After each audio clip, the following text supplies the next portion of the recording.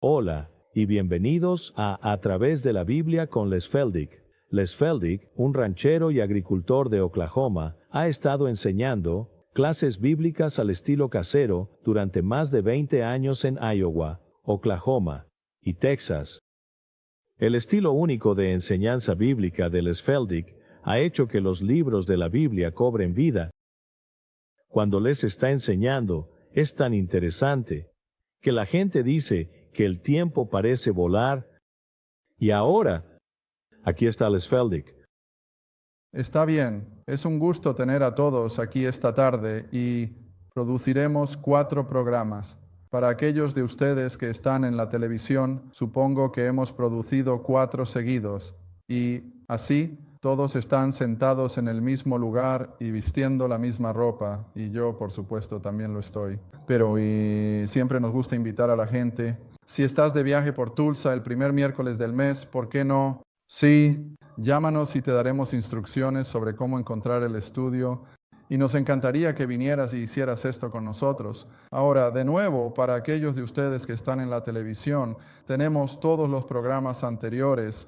Los programas están disponibles en cintas de video y cintas de audio y también en los pequeños libros impresos en los que hemos puesto 12 programas sucesivos en cada uno de ellos.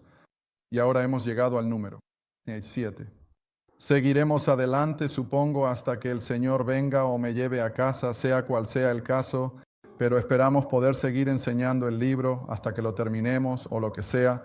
Está bien. Ahora, de nuevo, siempre me gusta enfatizar que somos solo un grupo informal y ciertamente no estamos atados a ningún grupo en particular. Hago un esfuerzo especial por no atacar a nadie y sabemos que es un país libre y no vamos a ridiculizar a nadie.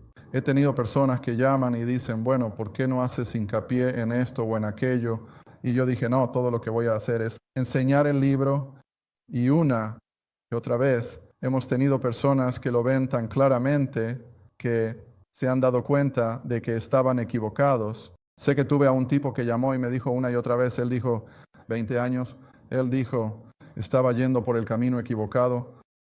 Y él dijo, fue tan difícil admitir que había estado equivocado, que me habían guiado mal, pero dijo, la palabra es lo que me convenció y así es lo que continuaremos haciendo, enseñar el libro y ayudarte a ver lo que dice, así como lo que no dice. Creo que muchas veces esto es lo que tenemos que darnos cuenta, que lo que no dice, que todos piensan que debería decir. Está bien, ahora estamos listos para volver a donde nos quedamos al final de nuestro último programa, y eso estaría en Efesios 3, ahora bajando al versículo 8, donde Pablo continúa ahora, que es este evangelio de la gracia en relación con el cuerpo de Cristo, y así dice, a mí, que soy menos que el más pequeño de todos los santos, me ha sido dada esta gracia para que predique entre los gentiles las riquezas inescrutables de Cristo. Ahora, aquí de nuevo, ¿qué está enfatizando? Gentiles, y quiero que te des cuenta de eso. Pablo siempre está enfatizando que su mensaje era para los gentiles, aunque algunos judíos ciertamente estaban respondiendo a él, pero en su mayoría no lo hicieron. De hecho, si recuerdas cuando estábamos estudiando en los Corintios y Gálatas, ¿quiénes eran las personas que se oponían a la predicación de Pablo a los gentiles? Bueno, el pueblo judío. Y porque por supuesto pensaban que Cristo era un impostor y pensaban que Pablo también lo era. Y así estaban haciendo todo lo posible para interrumpir su ministerio. Pero, sin embargo, creo que todavía tenía una buena cantidad de judíos en sus primeras congregaciones. Pero creo que la arqueología ha venido a nuestro rescate. Los arqueólogos definitivamente confirmaron que un buen número de los primeros creyentes de la iglesia eran judíos y encontraron, por supuesto, pruebas de eso lejos de Jerusalén, especialmente en el área al este de Galilea y el área de Pela. Por ejemplo, eso puede sonar familiar para algunos de ustedes, que había evidencia de que los primeros cristianos eran en su mayoría judíos, pero para finales del primer siglo, por supuesto, el pueblo judío había desaparecido por completo de la imagen y con excepciones aquí y allá, la mayoría de los conversos de Pablo eran gentiles. Está bien, ahora en este versículo 8 dice que él era el menor de todos los santos. Ahora, ¿sabes cuántas personas se detienen a pensar en lo opuesto que es eso a los 12? ¿Sobre qué estaban siempre debatiendo los 12? ¿Quién va a ser el más grande? ¿Ves? ¿Quién va a sentarse al lado del Señor? ¿Quién es el más grande? Pero este hombre dice, yo soy el menor. Nunca afirmó ser el más grande, excepto por inspiración. De nuevo en 1 Corintios, cuando tuvo que demostrar a esas personas que su apostolado se había vuelto el más superior de los apóstoles, que no estaba un paso detrás de Pedro y los demás, sino que ahora estaba un paso adelante gracias a sus revelaciones.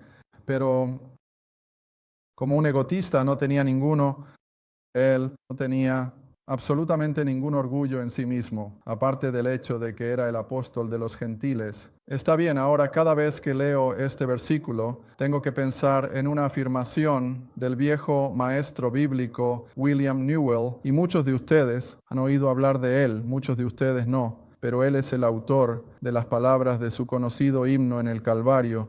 La próxima vez que cantes el himno en la iglesia, mira arriba y verás. El autor de las palabras de ese himno fue William R. Nuevo León. William R. Newell hizo la afirmación y cuando la leí, simplemente sonreí de oreja a oreja. Él dijo, puedo imaginar el día en que la novia sea presentada a Cristo.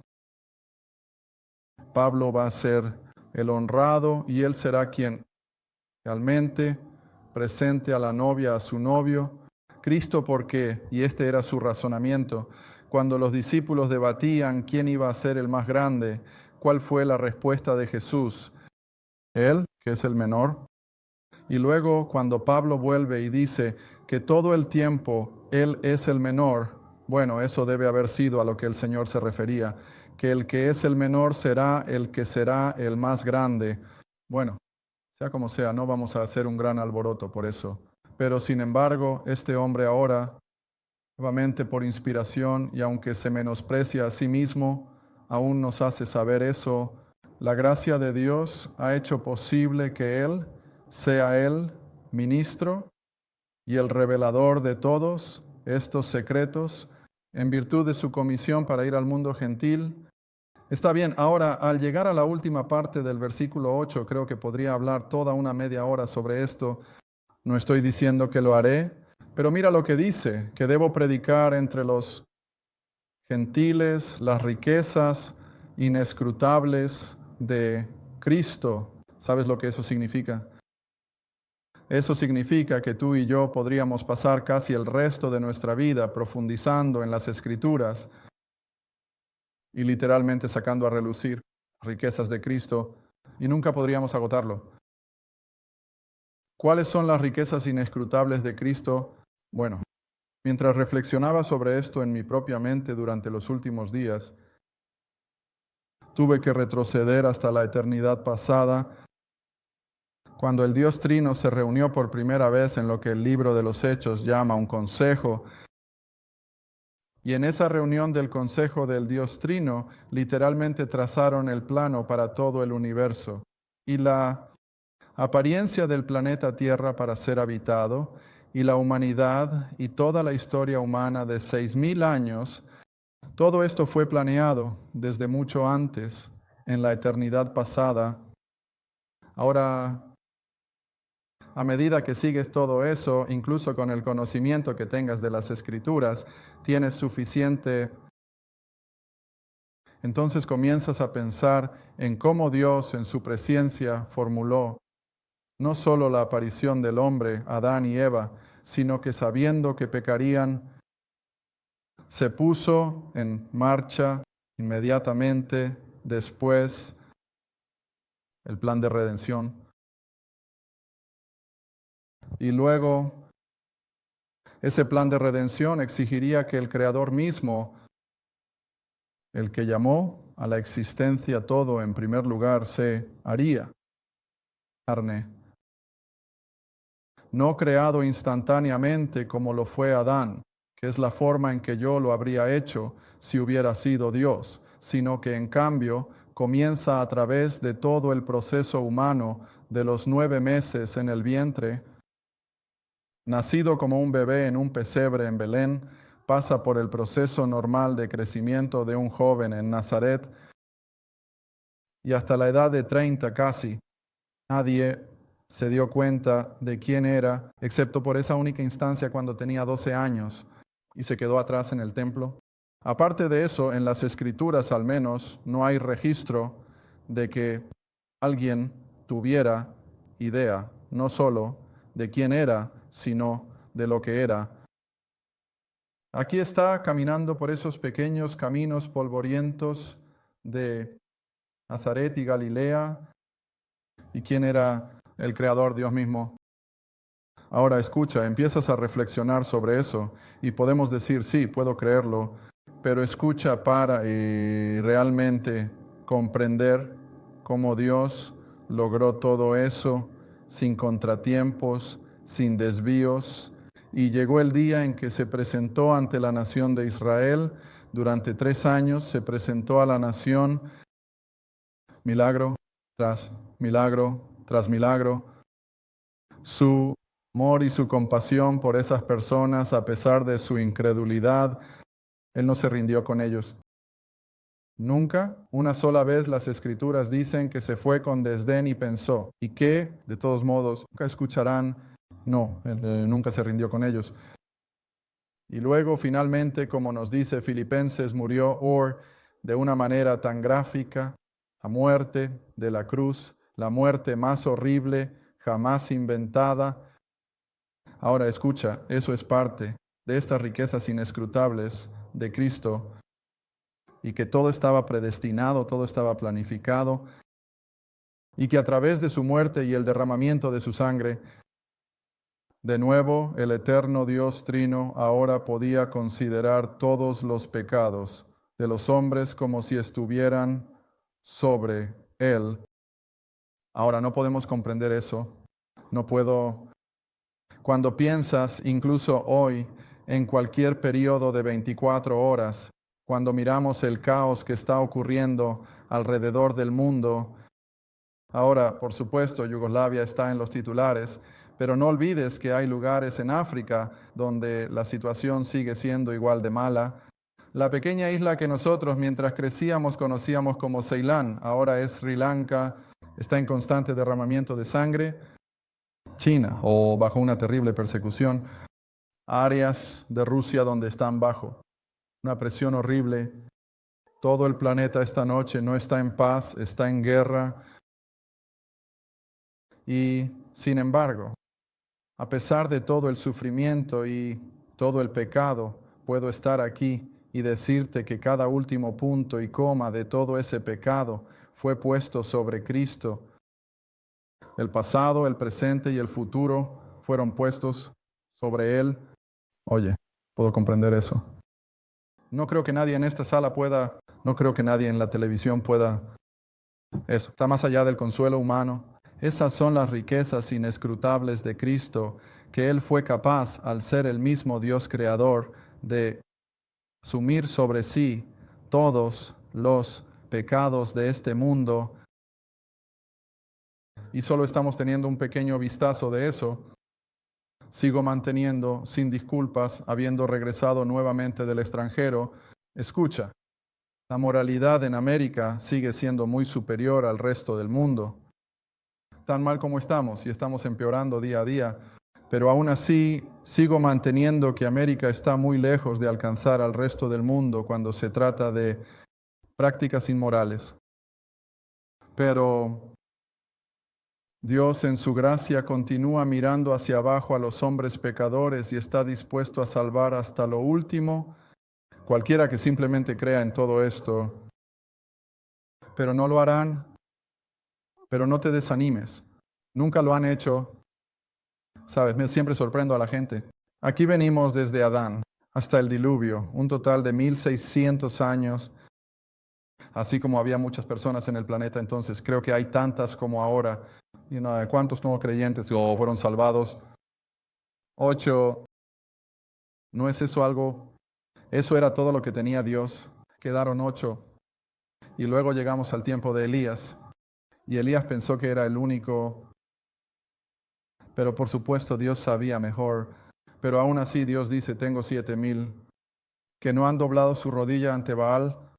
Ahora, siempre he estimado que Israel tenía entre 5 y 10 millones de personas. Así que digamos que había 7 millones de personas en la nación de Israel. 7,000 de esos 7 millones todavía eran verdaderos creyentes. Pero ahora, aquellos de ustedes que son realmente buenos en matemáticas, ¿qué porcentaje es eso? Eso es un décimo de 1%.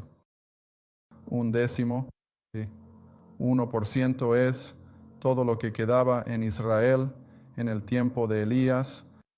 Él pensó que era el único, pero está bien, todo esto para mostrarte las riquezas inescrutables de Cristo. Está bien, ahora sigamos un poco más lo que Pablo ha estado enseñando aquí en Efesios todo el tiempo, que en el momento en que creemos, Dios hace algo más que va más allá de la comprensión humana. Él nos coloca en el cuerpo de Cristo, en el que todos nos convertimos en miembros alrededor del mundo, este consorcio invisible y a la vez visible de creyentes. Y todos somos hechos uno con Cristo, consorcio de creyentes, y todos somos hechos uno con Cristo. Oye, eso está más allá de la comprensión humana, pero eso es parte de las riquezas inescrutables de Cristo. ¿Cómo lo hace? Está bien, el siguiente. Todos estamos esperando muy pronto, creo, el rapto, la llamada de la iglesia. ¿Cómo demonios va a suceder? ¿Alguna vez te has detenido a pensar? Quiero que recuerdes que la mitad de las personas están en la parte inferior de la esfera. Van a venir acelerando por aquí. Tuve uno que intentó explicar la idea de que el rapto ocurriría de manera segmentada, de modo que cada sección del globo tendría su propio rapto. Bueno, no creo que eso vaya a funcionar, pero sin embargo Dios va a llevar a cada creyente del planeta en un abrir y cerrar de ojos. ¿Cómo lo va a hacer? Bueno, no podemos empezar a comprenderlo. Oh, de nuevo, todo es parte de las riquezas inescrutables y de Cristo. ¿Cómo puede tomar a un pecador destinado al infierno y simplemente por virtud de su fe lo convierte en un santo destinado al cielo? No es que nos volvamos sin pecado, pero, escucha, completamente tenemos un cambio de apetito. De hecho, he estado tratando de pensar, he recibido tantas llamadas solo en las últimas semanas de personas que cayeron en pecado grave. Y su argumento siempre era que la persona con la que ellos experimentó esta caída era un creyente que lo profesaba. Y este creyente que lo profesaba dijo, bueno, después de todo estaban salvados, no tenían nada de qué preocuparse. Ahora, eso no es lo que me dice mi Biblia. No tenemos ese tipo de licencia. Ahora, has oído decirlo una y otra vez en este programa, la gracia no, licencia. Las riquezas inescrutables de Cristo no nos dicen que solo porque la gracia de Dios abunda, puedo salir y hacer algo inmoral y Dios lo va a pasar por alto. De ninguna manera, porque las Escrituras nos advierten claramente contra esas cosas. Y así he estado tratando de pensar en una ilustración. ¿Cómo puedo decir que un verdadero creyente nunca se encontrará en ese tipo de situación, a menos que sea solo un desliz momentáneo, lo cual puede suceder? Pero simplemente caminar deliberadamente hacia algo así y practicarlo durante un periodo de tiempo, simplemente no puedo creerlo. Y así se me ocurrió mi propia ilustración, volviendo a lo que he usado antes. Y de hecho te voy a llevar de vuelta a eso un momento. Y aquellos de ustedes que están con nosotros en Romanos, probablemente recordarán cuando estábamos en el capítulo 3 de Romanos. Regresa conmigo a Romanos, capítulo 3.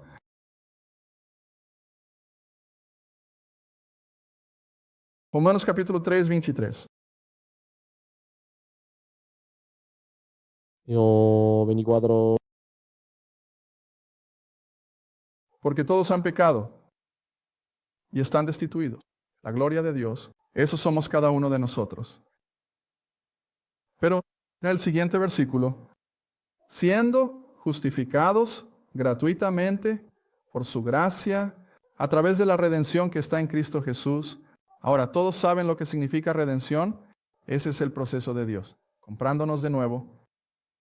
Y cuando enseño el capítulo 3 de Romanos, siempre uso la analogía del mercado de esclavos romano y creo que es una apropiada, era muy real. Y a medida que los romanos salían con sus legiones y conquistaban a otros pueblos, traían especialmente a los más jóvenes que eran capaces de trabajar como esclavos, los traían de vuelta a Roma y terminaban en el mercado de esclavos. Y recuerdan, hice la analogía, aquí tenemos a un joven rubio y de ojos azules del norte de Europa, y las legiones romanas lo trajeron de vuelta a Europa, y de repente este robusto joven se encuentra en el mercado de esclavos. Ahora, el mercado de esclavos romano era horrible, porque si eras comprado como un esclavo común, podrías terminar haciendo cualquier tipo de horrible trabajo esclavo. Normalmente, creo que lo peor que puedo imaginar es estar en la parte baja de un barco remando los remos. Era horrible, hacía calor, y cuando morían simplemente los arrojaban por la borda, pero de todos modos eso era parte del resultado final de estar en un mercado de esclavos. O si lograban vivir y no eran comprados, podían terminar en el Coliseo como carne para los animales salvajes. Así que esas eran las perspectivas en un mercado de esclavos romano. Pero también había un lado bueno. Podrían tener un benefactor que viniera y los comprara. Y siendo un dueño de esclavos benevolente, y ese es el ejemplo que usaría, este rico romano benevolente llevaría a este joven a casa, lo limpiaría y le daría un conjunto completamente nuevo de ropa y le daría trabajos ligeros en su finca, quizás solo cuidando las flores y recortando los jardines, y así sucesivamente.